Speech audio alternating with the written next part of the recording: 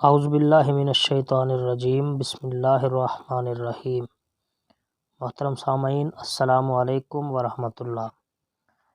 ایک مرتبہ درود پاک پڑھ لیجئے۔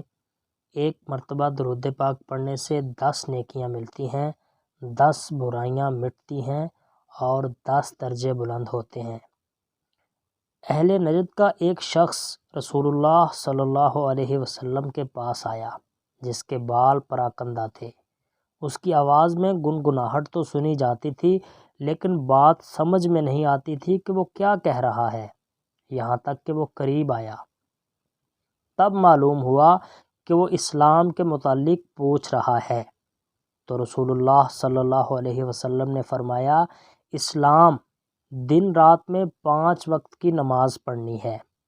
اس نے پوچھا، ان کے علاوہ اور کوئی نماز مجھ پر واجب ہے؟ آپ صلی اللہ علیہ وسلم نے فرمایا، نہیں، الا یہ کہ تم نفل پڑھو۔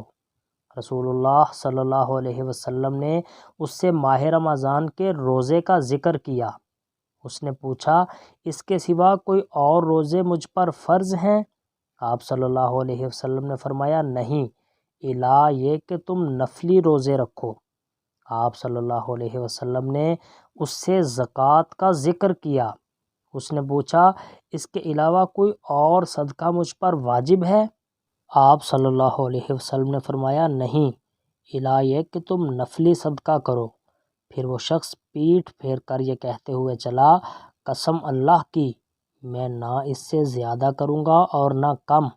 آپ صلی اللہ علیہ وسلم نے فرمایا، با مراد رہا، اگر اس نے سچ کہا۔